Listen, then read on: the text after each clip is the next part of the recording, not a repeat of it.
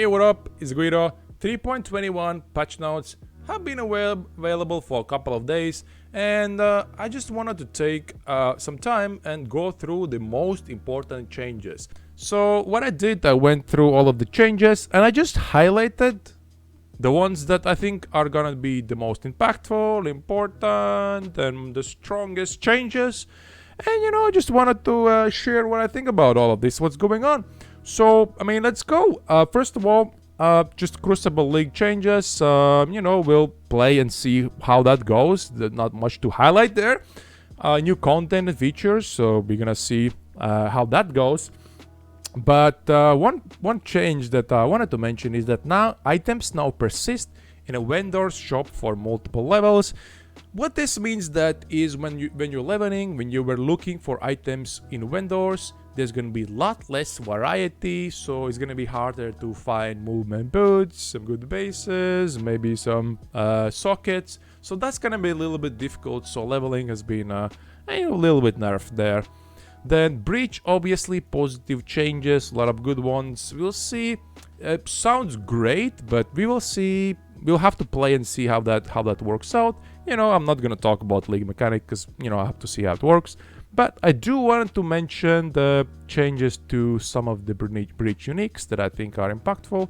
So first of all, Severed in Sleep unique sword that was used for Summon Raging Spirit has gotten a nerf where 60% chance to poison enemies on hit has been removed. And as I understood, this is a big nerf to the sword. Right? I didn't play myself, but I heard this is a big nerf.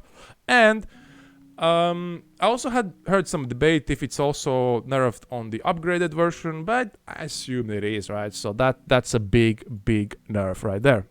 Next we have Surrender Unique Shield. Previously it recovered only 250 life on block, and now the shield recovers 250 to 500 life when you block. To put that in perspective, if you have 5,000 life, then 250 life, which was previous value, was about 5% of your life, which is, you can get that modifier on shield usually. But if it's 500, that's 10% of your life. So you block, you get 10% of your life back, which is really strong. So Surrender Unique Shield definitely got a buff. You should probably check it out. Then we have Horp's Heart Unique Amulet. This one got, I think, pretty good buff, right? Previously it had cover enemies in Ash when they hit you, which was really unreliable. It's like wishy-washy. It's like, I hope, like, it's kind of like really stuff is gonna really hit you, right? If you played boss fights that were long, something's gonna hit you for sure. But if you're just mapping or doing regular map bosses, this is definitely going to help. It's quite a big damage boost, honestly. It's really strong. Then we have Hand of Thought and Motion unique claw. It's actually this claw right here that has been changed, and you can see already changes here. And I think we will see builds coming up with this claw. That's my prediction, how I see it. Because if you look at the stats, then adds 1 to 10 lightning damage to attacks with this weapon per 10 dexterity. So this is going to be good for dexterity stackers. As far as I know, dexterity stackers usually go up to like 2000 dexterity. I've seen that.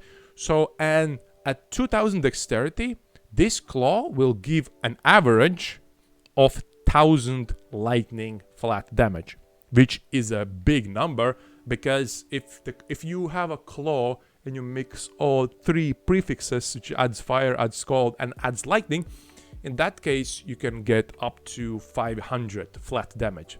If you have 2000 dexterity, this gives 1000 flat damage, which is strong, which is pretty strong. And then on top of that, you also get critical strike chance, and I assume this is base crit chance, which is even stronger. So I think we will see use for this claw. And it also gives increased dexterity, which helps with the attribute stacking.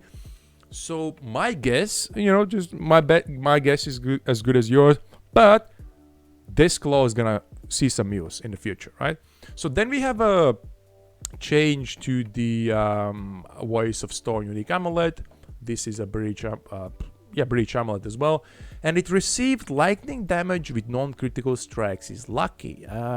This is usually for just if you're starting off. I have picked up this node on the tree. It was like 7 to 9% somewhere damage just by picking up this node on the tree, but it has been removed from the skill tree. We will get to that a little bit later, and it has been moved to the amulet. So, I mean, if you're playing non-crit lightning damage build, it might be decent. You might consider using this amulet, but in general, amulets are a really strong slot on the gear slot, because you can pick Omniscience or Ashes on there, and instead, if you have to use this amulet instead, I mean, I can see some uses when you're starting off as like a cheap unique, but like in general, I don't know. I'm not that confident, right? I just wanted to mention this so that people don't think that this is completely gone. This modifier is still available, but now is only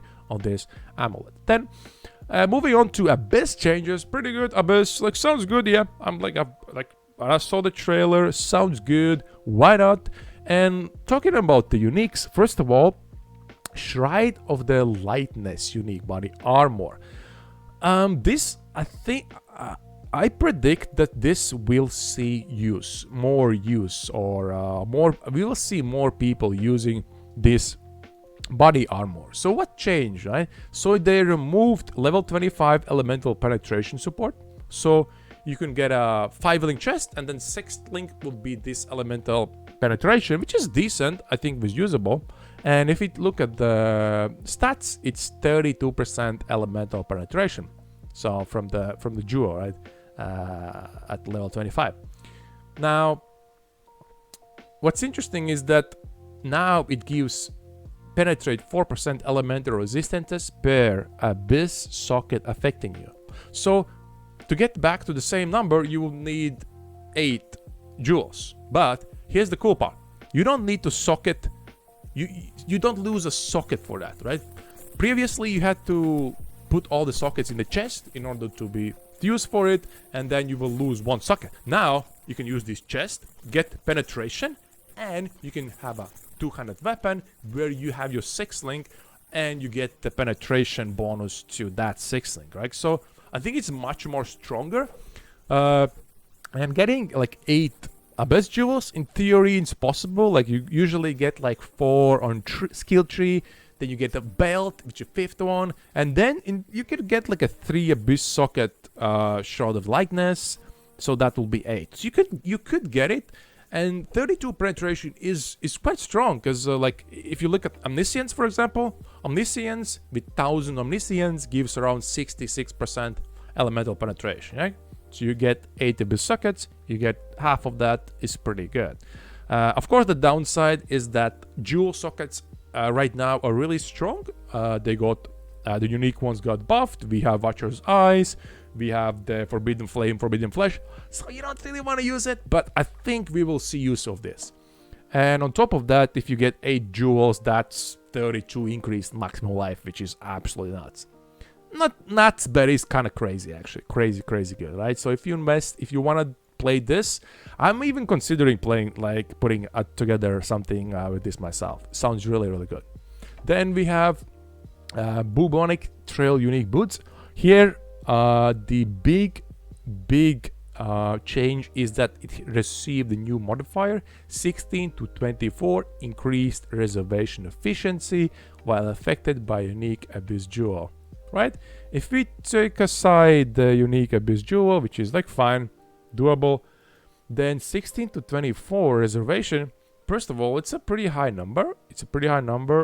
Usually get like what, essentially see how much you get from a tree. This one gives 16, right? So this is not even that high. 24, you can get higher than that. First. Second, it's really strong because it also works for life. Not only mana, because it doesn't specify, I assume it works also for life. So you want to reserve life and mana, it's pretty strong. I think this will see some use, but we'll see how it goes. Then Talking about unique and boost jewels, we have Terkod's Gaze, which got like a double buff. It's just double strong. Like it goes increased main hand critical strike chance, 40% up to 200, and it basically got doubled. And I think it's pretty good now. 200 critical strike chance. Why not? I think it's pretty strong. So you can combine it with this, or maybe use together with Shroud of Lightness, and I can see some use going on here. I think, and it will be pretty strong, I guess as well, right? Then Atlas changes, nothing too big, just switch around maps and divination cards and stuff. Moving on to endgame changes, we have one important change that you're gonna feel the pain. You're gonna feel this pain right here, which is monsters deal extra physical damage of chaos. This is gonna be a new map modifier, and you're probably gonna die from that, right? Especially when you're starting off league, you have negative 60 chaos resistance. You just roll your map, you see, oh no, reflect, let's go into map, and you just got boinked by something, and you're dead. This can happen, and this is kind of weird change to me, because previously, like, chaos resistance was not really mandatory. It was kind of like a thing you get, you know, if you have 0, then you're kind of pretty good. If you have 75, you just don't worry about anything chaos at all. But with this modifier, in order to run it, I feel like you need like 70 probably to run this. Depends on the number, of course, but if the number is at least 25, then having 25 of that as chaos damage, it's pretty high, man. It's like you at least 50. I see you lead 50, at least 50 chaos resistance to run this. That's my estimate, but you know, so this is kind of pain, especially if you're playing like solo cell phone or hardcore. You have one more map to roll over or modifier that you have to worry about, which is not great. But I don't know why but I don't know. Maybe they wanted to make chaos resistance more popular. It's just weird. Moving on, there's new Eldritch Altar modifier, which gives reduced critical strike multiplier per power charge. So we have to keep eye on that. Then Maven's Atlas passives on the tree now. These ones give final map boss in each map has 8% increased chance to drop a Maven's Invitation. And I think this is kind of interesting, because previously I don't think you would keep this modifier. I just like kind of felt bad to keep it, because it's like you're mapping. Why would you have like increased drop stuff in Crucibles, right? Because that was there previously. And now it kind of like, it's not bad to keep it. You're like, okay, I'm keeping it, right? And this is especially good if, for example, you're running Guardian maps, and this works also with Guardian maps. Then this is really good. I think that's really good then, because Guardian map invitations usually sell for more. So if you run Guardian maps and you have this, you get a chance, and I think that I could see some potential in that as well. Then we have a big nerf to people who did the Sextant technology, where they basically used the Sextant that gives wing scarabs every map. So they dropped wing scarabs. They used wing scarabs for pack size, and then since they had pack size, they also used harvest sextants. They got harvest. The harvest was stacked with monsters. They got juice, and they could infinitely sustain another sextant, which was drops Guardian maps, right? So no more infinite Guardian maps. I'm surprised that they did not lower the cost. I would assume that if you lower the chance by 50%, you will also lower the cost of the craft, right? But I didn't do it. It's just I can't really see a use for that anymore. Moving on, then we have the mastery changes. Before we get into the positive ones, I wanted to talk about what we lost, and then we can see look at from different perspective what we have gained instead.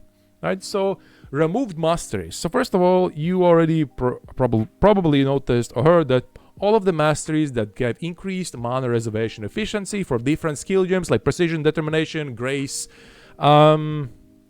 stance skills, whatever, has been removed. And on one hand, that's a bad change because you would love to pick it up and just put on 1 or 2 more auras in your build, and that it's an easy power upgrade for your build. But GGG added another passive on the skill tree that gives mana reservation efficiency for all skills. We will get to that a little bit later, but that is supposed to substitute for this, and in some cases it's even better. So because if you're gonna use 2 or 3 auras, then using that is better than using determination has 25%, right? But if you wanted to stack multiple ones, you wanted to take precision and determination and something else, then obviously it's wrong. One thing to keep in mind about this change, what is important, is that these mana reservation efficiency masteries, or the general idea of them, is still available in cluster jewels, in small ones specifically. As you can see, determination has 50% increased mana reservation efficiency, and I think this sucks kinda because these were expensive already.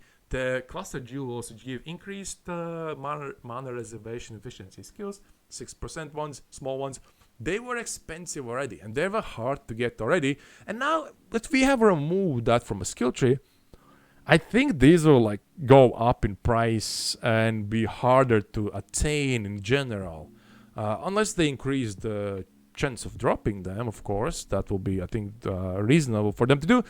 But I would be for lookout for these jewels. I have set up a filter actually so that I can yoink some of them like on the first week of the league, because I think they're gonna just go shoot up in the price, because that is quite a lot of power if you can reserve more auras. Then let's move on and move on to the other masteries.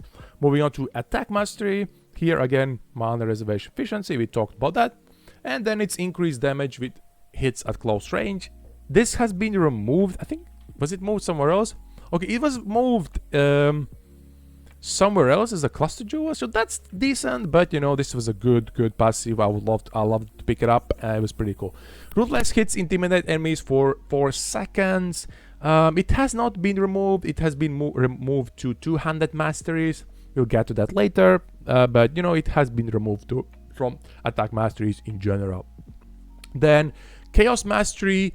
Oh man, this is a sad one. This was such an amazing mastery, man. This justified me getting 75 chaos resistance and like not feeling bad about it. And like, you know, because this was pretty good damage boost, now has been removed.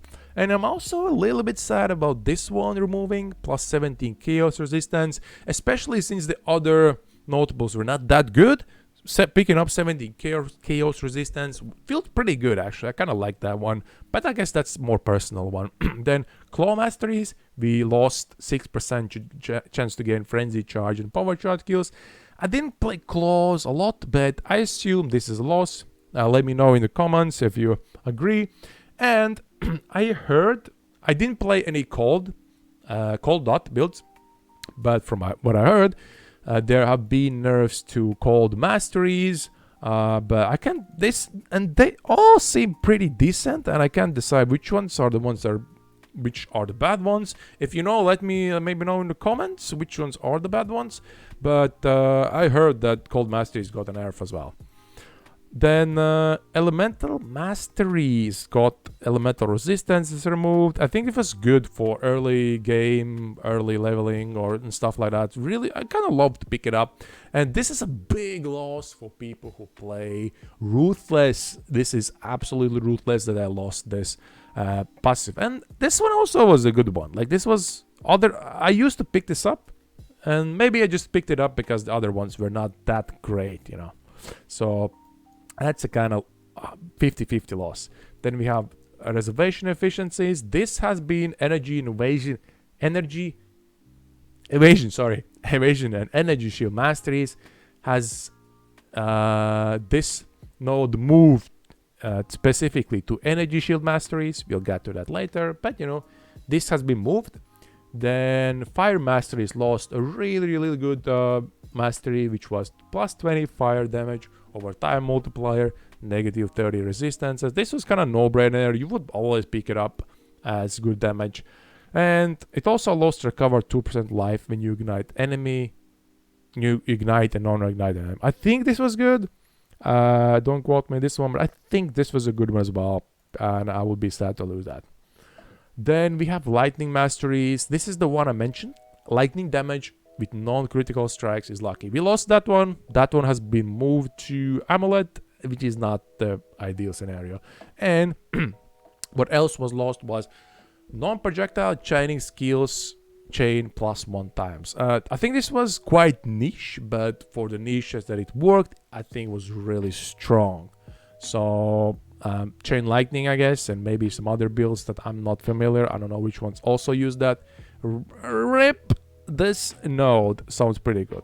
From life masteries, the big one we lost, and I feel like the only one we lost, is the 10% increased life, reduced life recovery rate. The downside wasn't that bad. Usually you just pick it up and you're ready to go. Then from physical masteries, we lost. This one's pretty good. I think this is a really good one. 20% chance to impale enemies or hit. Now you have to look for it somewhere else on the tree.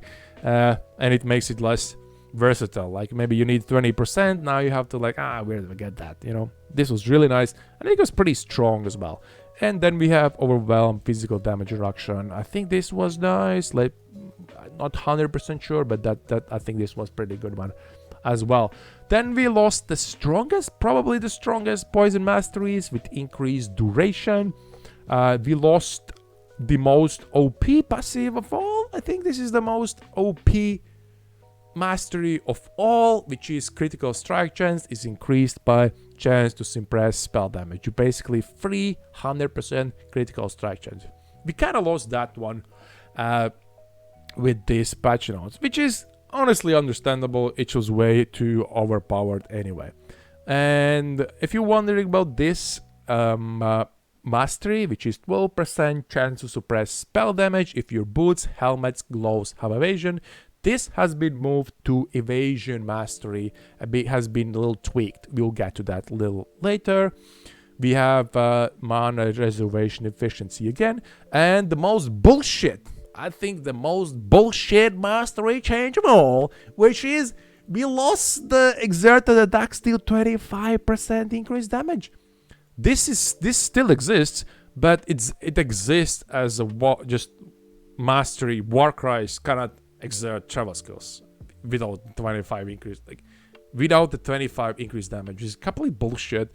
Like I don't like, why do we even need to pick this mastery up? No one wants the Warcries to exert leap slam. No one wants that. Why do we need to pick up a node for that? It's a node, just disable it. I don't see what's going.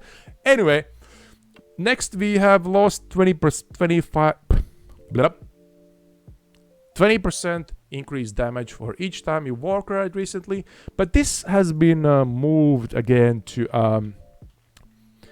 a notable passive on the skill tree and lowered to 15%. I think this was a good one. I am sad to see it go. Okay, let's then go back up and look at the what new stuff did we get from the masteries. All right, here we go. Accuracy masteries. Gain accuracy rating equal to your intelligence. And this is a weird one for me. I feel like they wanted to remove masteries that are really niche and strong, but by adding this notable, it makes wonders, which is attack builds that use wands, absolutely OP, because they usually stack intelligence. Super strong node. I don't understand why do we have that for that niche build. And for other builds, I guess you could use it, but I don't really see a lot of use. So if you wanna play in stacking build with wands, like this is like attack wands, this is like fucking golden, absolutely OP node. For other builds, then we have plus 500 accuracy rating and -2 accuracy rating for level. I think this is a really cool node. You would love to pick it up. You probably want to pick this up when you're leveling, you're starting off. 500 is a really nice number. Then, and even when you're level 100, 300 flat accuracy, I think it's worth picking up, right? You just need a little bit more accuracy rating, or quite a lot. It's gonna be increased by your increases to accuracy rating. So you're probably gonna pick this up unless you have like over your accuracy or whatever, right? I think this is a pretty cool one. Then we have armor masteries. We got +1 to all maximum resistances if equipped. Helmet, body armor, gloves, and boots all have armor. So it's just 3 +1 maximum resistances, which is really strong, and on top of all the other +1s we have already. So that's a really good change. Then we have armor and energy shield masteries. Recover 5% of energy shield over 1 second when you take physical damage from an enemy hit. So I see a potential for this. Like if you have 2000 energy shield, then 5% of that is 100. Whoops, not that. So 5% from that is 100 energy shield. So you will recover 100 energy shield. I think it's pretty good. The more energy shield energy shield you have, obviously, the better. And let's move on. Then we have increased armor and energy shield from equipped body armor. If equipped gloves, helmet, and boots all have armor and energy shield. Your armor, body armor, usually has the highest amount of armor and energy shield. So I see people picking this up and crafting really high energy shield and armor, body armors. So I think that's pretty cool. Then we have 10% of physical damage from hits taken as chaos damage. This is a really strong node, but it's really niche again. I don't know. I don't like this because it's super niche. It's really strong in those niche scenarios where when you see eye and you're immune to chaos damage. In other scenarios, it's like you probably don't pick it up. You're probably not gonna pick it up unless you have 75 chaos resistance. And if you have 75 chaos resistance, you're probably playing hardcore or some very specific builds that have energy shield and life or something. I don't know. Really weird to me. Really weird change. But in certain scenarios, it's OP. In certain scenarios, it's just like, why? Then armor and evasion masteries. Just 5% more chance to evade attacks. It's just really strong. Just pick it up. Then we have, I think one of the strongest, like really good mastery, which is immune to bleeding if equipped helmet has more armor than evasion rating. And I think this is really strong, especially if you don't have a lot of physical damage reduction. Then for those builds, usually your problem is that you get hit by physical damage and then you bleed out, and it's a big problem. With this, you just don't bleed at all, just bleeding ignored completely. I think it's really awesome. There's also an option for poison, but I don't think anyone worries about poison. And we'll have to get chaos resistance now anyway, because we have the map passive or like map that gives physical damage as extra chaos, right? Anyway, now strike skills target one additional nearby enemy. The previous one just didn't have this line. It's still the same, it just doesn't apply for wall skills. That's the only difference. Then we have the most toxic change of all. The most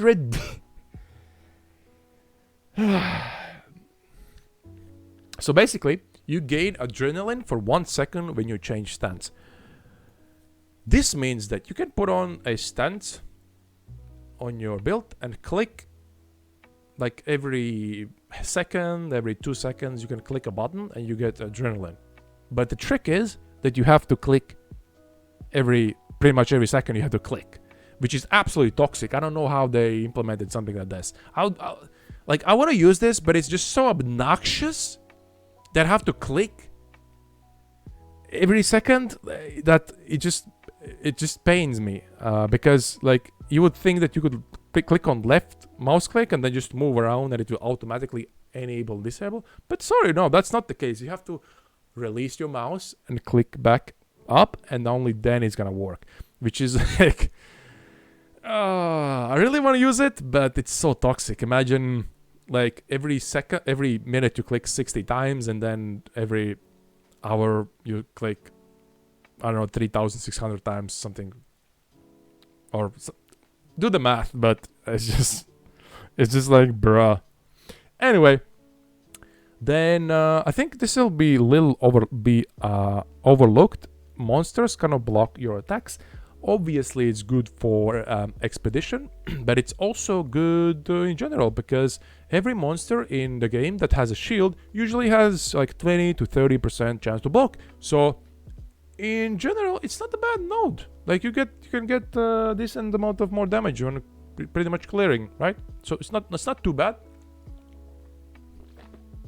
Then we have nearby enemies are intimidated while you have rage. Really good node. 10% more damage for people who have rage, and they don't have to worry about intimidation. It's pretty cool. I love this one. Then we have deal 10% more chaos damage to enemies which have energy shield.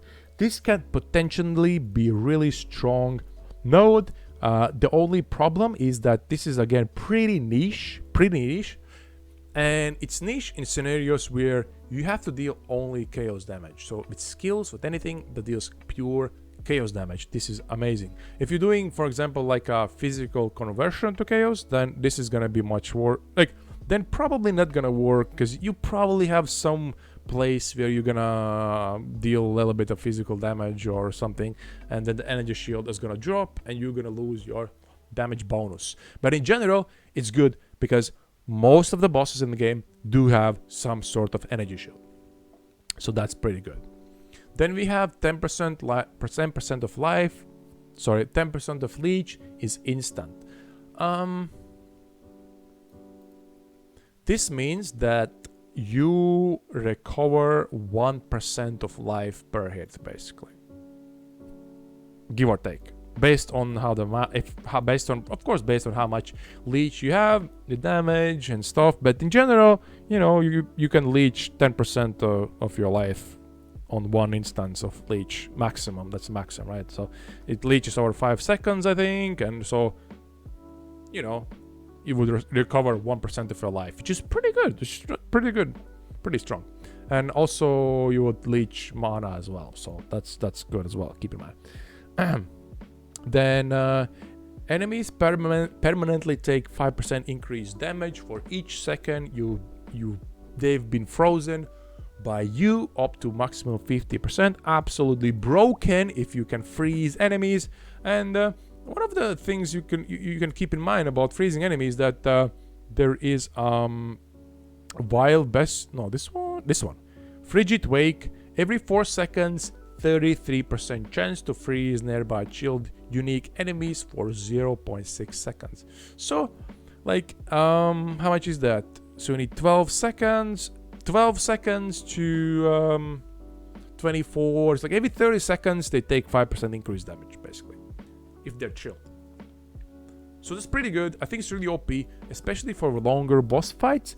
That's gonna be really strong. And if you can make it happen that you freeze stuff, hallelujah, that's really, really amazing. And one thing to keep in mind is that if an enemy moves, it doesn't mean that he's not frozen. Freezing just means that his action speed is lowered. But if the action speed cannot be lowered, you can still freeze them, but they're just not standing still. It's something to keep in mind. So that's really strong. I was playing actually Glacier Hammer build last league. If I had this one, woo, baby, 50% more damage. Next, Energy Shield Masteries. This has been moved. We took a look at this previously. 30% of chaos damage taken does not bypass Energy Shield. Really good node. You should pick it up. Then we have 100% increased Energy Shield from equipped shield. Helmet. I can see a lot of people using this. I think it's pretty good. So that's a good change. And here we have the Spell Suppression node, which is moved to Evasion Masteries, which now gives 15. Previously it was 12. Now it gives 15 chance to suppress spell damage if equipped helmet, body armor, gloves, and boots all have evasion rating. Now, it asks also for body armor to have evasion, but it gives 15%, and there's a thing where the only difference kind of is that now if a duelist wants to get it, he can't path here to pick it up here anymore. Because that has been changed. I think it was here as available as well. That has been changed. You could pick up the evasion mastery here on the tree, but the problem is that this is shitty mastery, evasion and phasing. You don't want to pick this up. So what most likely people will do, they will path up here, pick up Mage Bane, and then pick up the evasion mastery here. And I think this side of the tree, if you want to pick up as a witch the mastery, you're kind of fucked because there's no evasion mastery anymore here. You could pick up, previously you could pick up the mastery here, but that's not going to be available here anymore. So you will have to path somewhere like around here. I don't precisely know, but there's no mastery here anymore for witches or anyone that's playing on that side of the tree. So that's a big loss for that.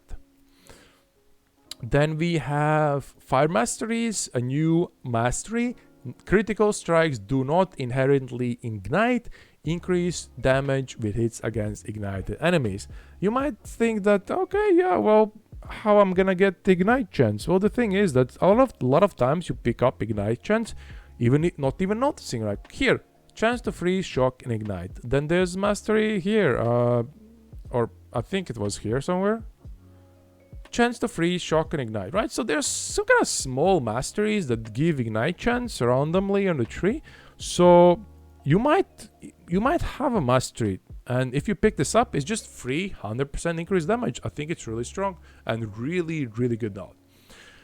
You should definitely consider that. Then we have a flask mastery, recover 4% of life when you use a flask. Obviously, it can be combined with auto flasks and then used with that.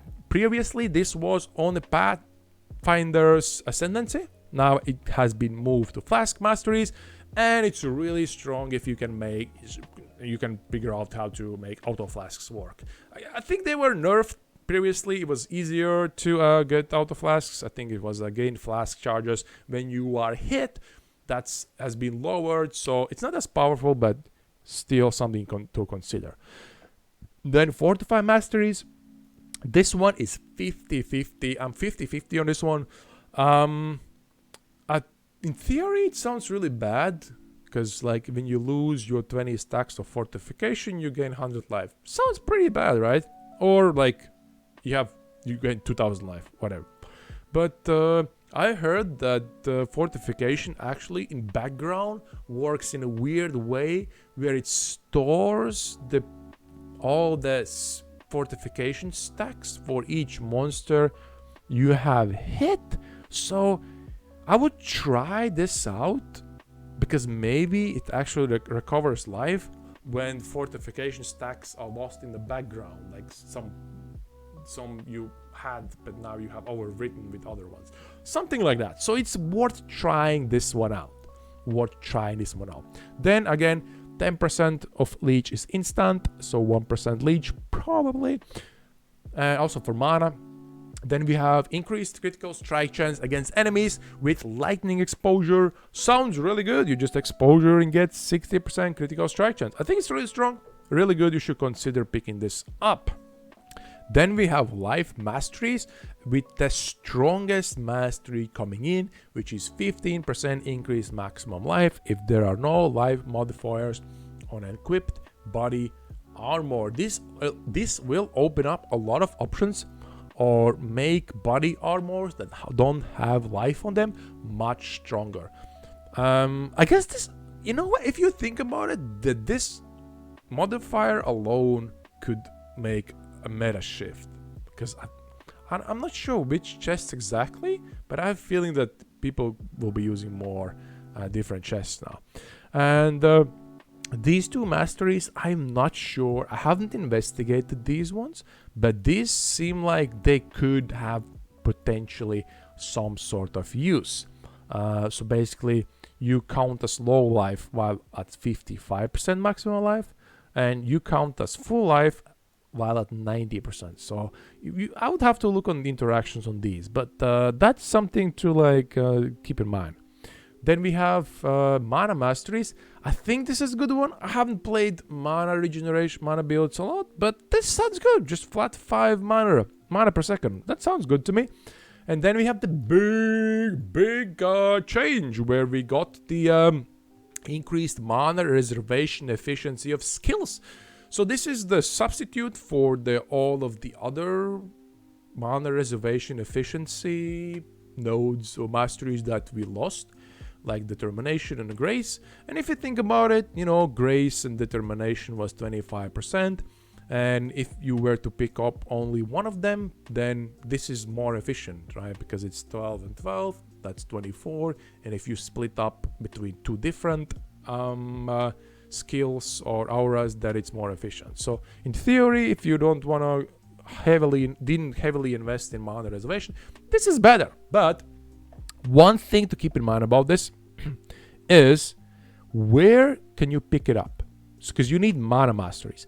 So here I have marked all the available mana masteries on the tree.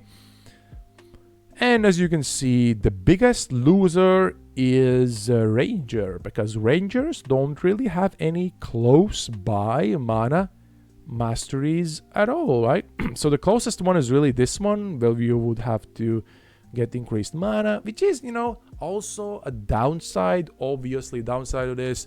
While on the other hand, it does give quality of life. You could get you can get more mana left over to spend if you get just increased mana. It's not that bad, but you know, if you just wanted to pick up reservation efficiency and that was enough for you, then and if these make you go overkill or give you too much mana, then yeah, we can consider this a nerf. But anyway, so this is not really a place you wanna path up to usually anymore. It had chaos resistance previously, now it really doesn't have that, so you don't want to go here anymore. On this side you have nothing close here, so for Rangers that's like a big but you know, for duelists you can pick up this one. If you're playing Marauder, you can pick up this one or this mastery right here, and these are only 2 passive ones as well, so that's pretty cool. And for Templar you can pick this one. It's a 3-1, so that kind of sucks, but it is what it is. Which obviously has 2-1 super easy access, and then there's some access here, right? So that's something to keep in mind. You still have the mana reservation efficiencies, but they are kind of split up on a tree and you have to look where to find them. Now moving on to physical masteries, I highlighted this one. That sounds pretty good. 10% more maximum physical attack damage, especially if you're playing like something like bleed builds or something like that. I haven't done the math, but sounds good to me. Then we have protection masteries. We have your elemental resistances cannot be lowered by curse. This is an interesting one. This is really good if you're playing something like hardcore. You can pick this one, and then you just have to worry for exposure, which still gives 15, but you know, it's not 15 in addition to that 25. If you're playing, especially if you're playing hardcore, this is kind of good, I think. And I think this is giga amazing. This is giga amazing if you're playing Ruthless, because Ruthless, the resistances got lowered by much higher numbers. So I think it's a big win for that. So if you're missing some kind of resistances in your tree, this is totally worth picking up, considering to pick up. Then we have another one. We have one of these already. Now we have another one, Reservation Mastery, which gives +1 to all maximum elemental resistances if you have reserved life and mana. So now for melee builds, you can get +2 max resistances, which is really strong. That's cool. Then we have Suppression Masteries. Chance to suppress spell damage is lucky. This is really good if you're starting off, you don't have a lot of spell suppression, you don't have it capped, but you want to get some additional value out of your spell suppression. I think this is a good pickup. Probably not something you want to do at endgame, unless you are willing to die. some time, but still I think a cool decent mastery. Then we have trap masteries. So this one, I don't play a lot of traps, I haven't seen the number, but sounds good to me. Maybe it's something to keep in mind. Then we have 200 masteries. This is where the ruthless hits intimidate enemies for 4 seconds has been moved. It has been moved to 200 masteries. And this is the big loser mastery. Warcries cannot exert travel skills. It just lost 25% increased attack damage. And now it's just that, which doesn't make any sense to me at all whatsoever. But it is what it is. So we got into all of that, and let's move then to some other changes. So let's see what we have left there. Now we have passive skill tree cluster, the philosophy, I think that was. Then we have attack clusters, and we have a big change coming up. Multi-shot grants attacks, fire, an additional projectile. Do I have the updated tree? Yes, I do. So we have a new node here, or a wheel that gives you can get attack speed, which is actually not great, but you can also get attacks, fire, an additional projectile, which is pretty strong for some builds. It's really strong, really good, and to keep in mind that this has been balanced, or the loser in this scenario has been people who buy synthesized items with implicits that gain attacks, fire, additional projectiles. All right, this has been removed as a synthesis implicit, but now it's available on the tree. Right, so that's just a trade-off. So cool node, I like that. That's pretty cool. Now we have another one. So we have this node right here, bows, fire, an additional arrow, and in a sense it is a buff because we get another arrow, which is pretty cool. But I think it's important to mention that for most builds this is a nerf, and it is a nerf because the this wheel or these passives were, I think they were the strongest passives for ranged builds, especially this one. It usually like 7 to 9% damage. Usually it was really strong, really good. You always wanted to pick it up, but now not only this node has been changed, so you don't get as much damage, but these nodes leading up to that also were nerfed. So this node in general, if you look at damage numbers, nerfed. If you look at arrows, buff, right? So most builds, like previously you played Ranger, I think it was enough. For some builds, your count of arrows was enough. So for those builds, this is actually a nerf. For other ones, like Tornado Shot, for example, this is like, let's go, stoinks. Anyway, so yeah, as I mentioned, instead those nodes provide 5% increased attack speed. Previously it was 10% increased damage, 4 attack speed, and 4 increased damage over time. Right, all of that. Now cold clusters got a node which gives enemies permanently take 1% increased damage for each second they have been chilled by you, up to maximum 10%. Again, really strong. If you fighting in prolonged fights, that's increased damage. That's basically 10% more damage if you've been fighting something more than 10 seconds, which is really strong. Good node. Then we have Fortify cluster changes, some numbers up, some numbers down. I didn't see anything that stood out. Links, I've never used links before. Actually I have, but I don't bother with that. Then we have Mark clusters, just some numbers, recovery, just some numbers. But I do wanted to mention stance cluster, which gives you have onslaught if you've changed stance recently. And this goes back again to stance spamming for adrenaline. So you're double incentivized to spam your stances and just like click like a maniac. Stance skill. Sorry. Anyway, I'm really annoyed by this change because it's so good, but it's so annoying to just click one button all the time mindlessly. So really strong. You should click that button. get ready to click it. It's gonna be strong, so yeah, just click it. Then we have stun avoidance clusters. So there's change made to this cluster. Previously it had chance to avoid elemental ailments and chance to avoid being stunned, which were, I mean, decent. I kind of like those, especially if you need to cap your elemental avoidance and stun. It's pretty good to be immune to stuns, right? So we don't have that anymore. Instead, we have spell damage and reduced ailment duration. And I actually don't know even how ailment duration, if it's even useful or even how it. I just do we get immunity if you get 100? I guess not. And if it's not, then it's useless. Because like if something hits you and it shocks you, then it's gonna kill you. And no matter how long, it's gonna last. Like if it hits you, if it shocks you, the damage applies instantly. So it just doesn't matter. Anyway, moving on. Warcry clusters. Increased melee damage for each second you've been affected by a Warcry buff, up to maximum 60%. This is a pretty strong one.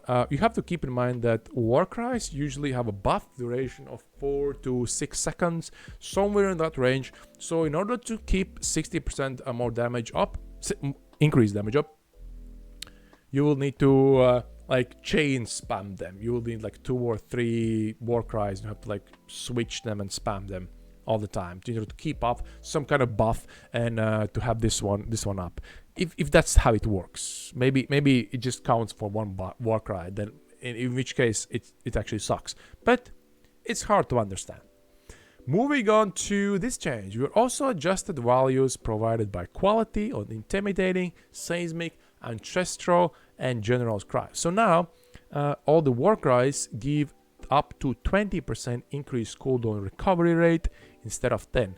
In a sense, this is a really good change because now everybody has can spam Warcries more often.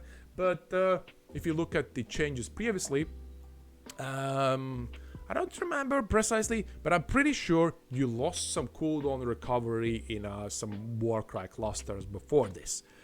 So this is supposed to make it up, and it's also a kind of nerf because now regular quality Warcry quality is really good. So using alternative qualities is just not as viable as in more. It's gonna feel much worse. Okay, so now we have a saboteur changes. I'm not gonna go over that. It has been changed too much. I'm not gonna go into depth for that because it's not clear really what's good or not, or I haven't played these ascendancies as much to actually comment on that. Pathfinder as well, just check out some other videos, some people talking about these more in depth. And then we had also ascendant changes based on Pathfinder and saboteur changes, of course. Now we have a couple of new gems. Sounds pretty good. That's all I'm gonna say. In order to understand exactly how good are they, we need the specific numbers, and I haven't seen the numbers. So new gems sounds good. We'll see the numbers. Then we have skill balances. Some numbers good numbers, some numbers up and down. Not sure about these ones, but you know, one obvious nerf is spark. Base projectile speed for spark has been reduced, so spark is slower, and in general, so it has been nerfed, and it has also been nerfed in early leveling because 3 projectiles now instead of 4. Then we have a spectral throw. I heard a couple of comments about this. A hit. Let's see. The timer that prevents spectral throw from hitting the same target again after a hit has been reduced from 300 milliseconds to this 225 milliseconds, which means that it can hit the same enemy more often than before. So depending on exactly how it works, this could be a decent damage increase. If you think about it, then 75 is 1/4.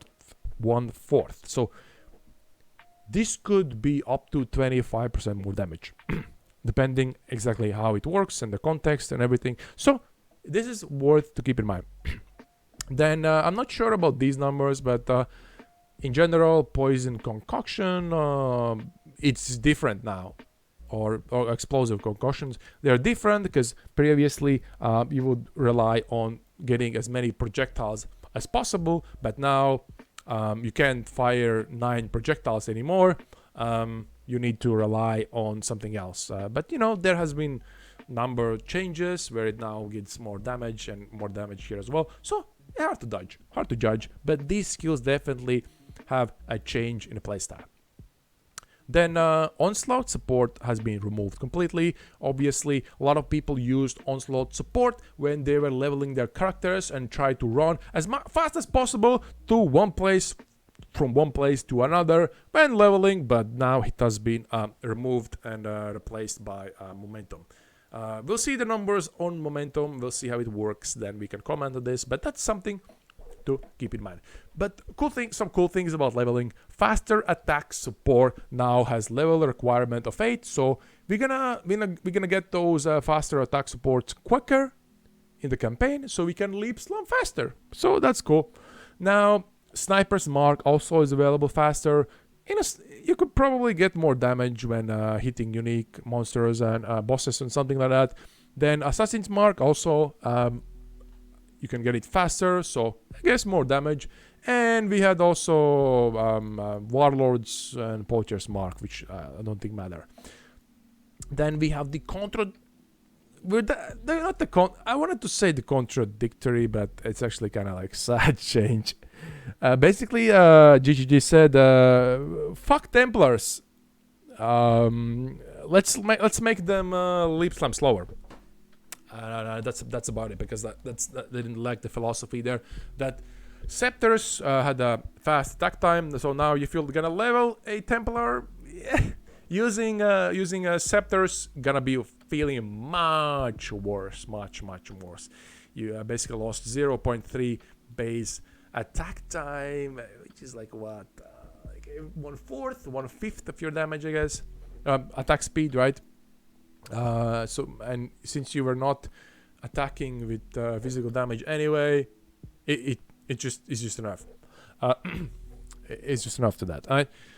Then we had wand and vendor recipes. This is a change where they removed a recipe where you can get a wand with flat added damage, which was really strong, but not everybody used that. So now, in a sense, it's probably better for this, but here's the logic that I see here, is that if your wand sucks ass, it doesn't have any stats, then having added physical damage probably is better. But if you have a wand that actually has good stats and has some kind of added spell damage, then probably increased is better, right? So it's kind of like, depends on the situation, right?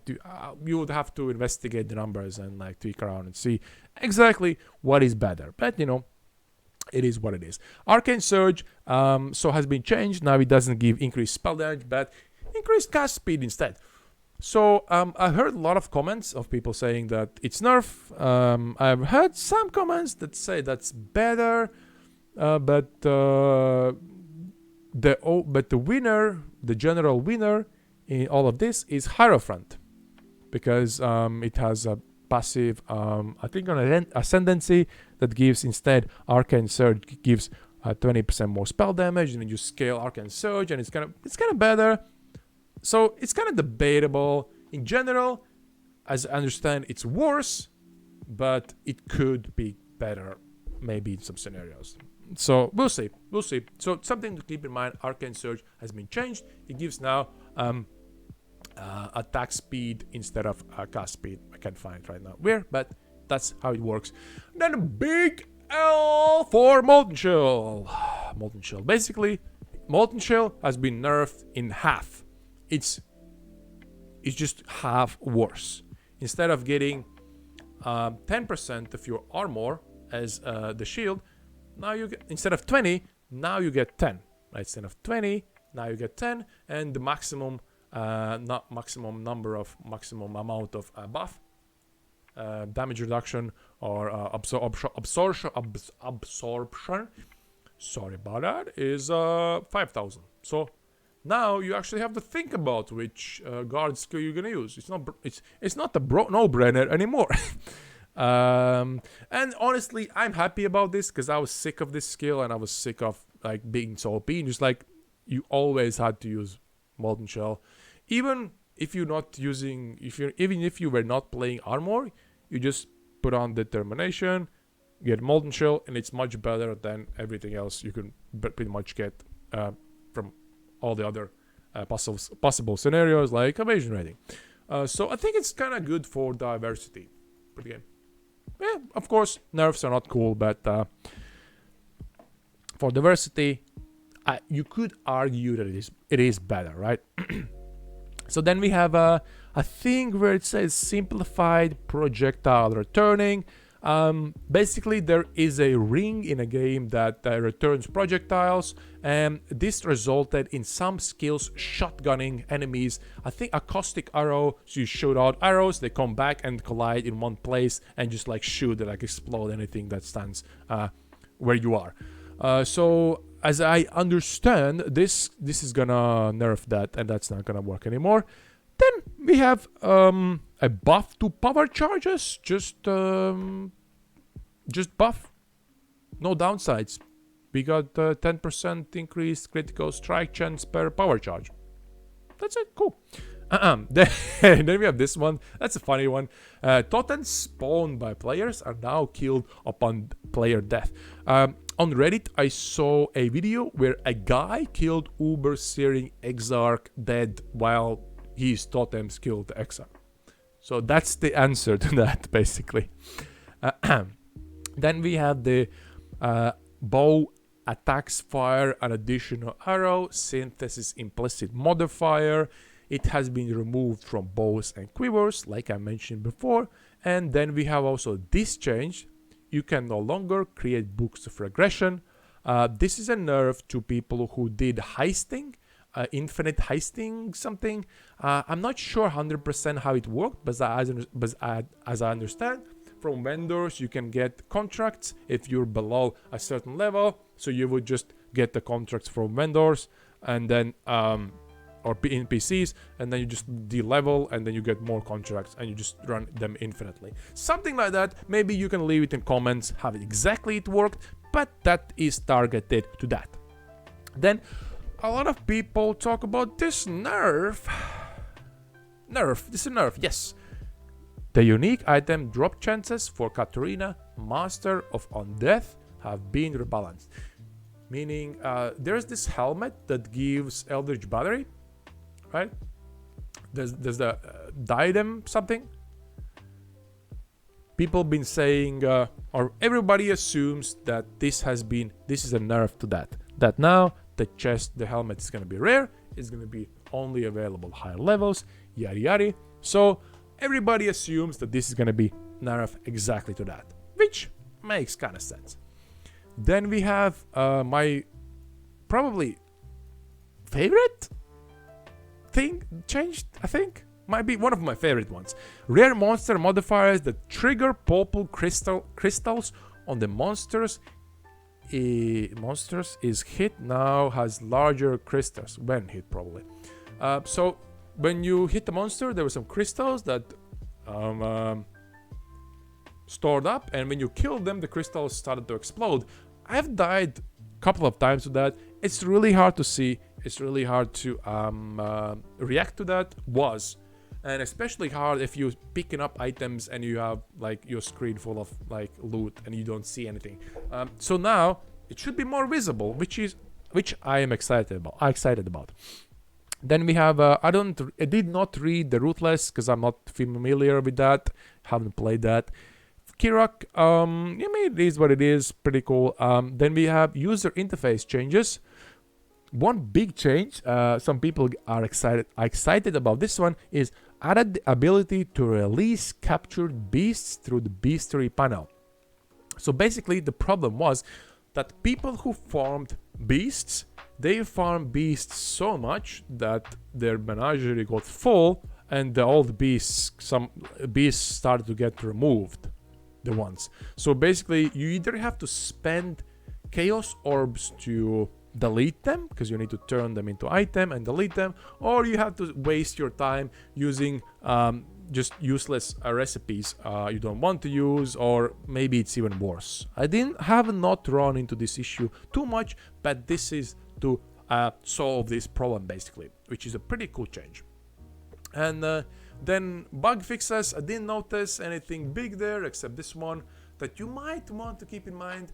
Of course, I have no idea in what extent this worked, but they fixed a bug where attacks repeated through multi-strike support could target enemies not in range of the attacks that was repeated. Right? So this could be a nerf. So basically, if you played multi-strike and you played strike skills, you might have a problem where you have less strike range. I'm not sure again on what extent, but that sounds like you could something to keep in mind, right? And I guess that's it for me. That was all the changes. So thank you for if you're still here. Whoa, man, you listened through all of that. I hope this was useful, insightful for you as well. And I guess thank you for sticking around. And if you have any comments, maybe I missed something, maybe I misunderstood something, please leave them in comment. I'll be glad to hear from you. And hope you see some other time. Bye bye. Oh man, how long is this? What?